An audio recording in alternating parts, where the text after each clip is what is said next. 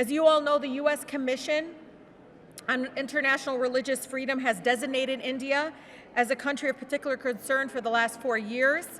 We've witnessed severe and escalating attacks on religious minorities under Prime Minister Modi and BJP, not to mention a host of other serious rights issues, including internet blackouts, state-sponsored killings, disappearances that we continue to hear about, even in our office, and the targeting of journalists and political opponents.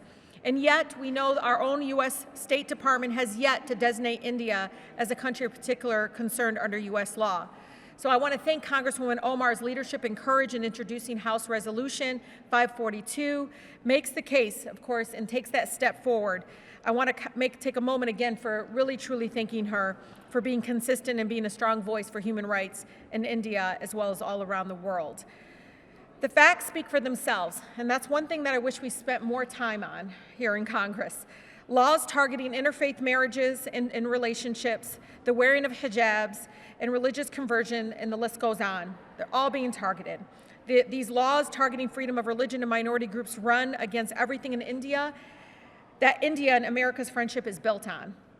But let's be clear, we all know the movement against bigotry and hate is alive and well, both here in India, and we're working again very, very hard together in making again that fight a reality and actually achieving some change. I'm proud to stand in solidarity with all those who believe in our fighting for a better world. And don't let anyone tell you it's not possible. I come from Detroit, which is the most beautiful, blackest city in the country.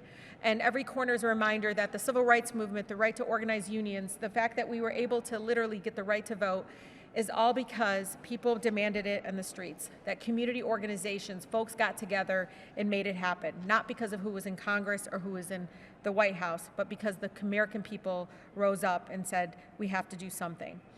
In addition to the resolution, I'm proud to have stood with colleagues in boycotting Prime Minister Modi's speech. This House should never be used as a platform to spread bigotry and hate. I'm also incredibly proud to announce just a few hours ago, myself and Congresswoman Jayapal, who's the Congressional Progressive Caucus chairwoman, as well as Chairman Pallone, we began circulating a letter today calling on the Department of Justice to uphold commitments under U.S.-India bilateral treaties and serve Dow Chemical with the legal summons for the disaster. It's about time that we do that, and again, we're circulating that letter and encourage you all to talk about it and engage other members of Congress to join us. The fact that this company, as you all know, who took responsibility for the disaster when they bought Union Carbide, has never been served is unacceptable.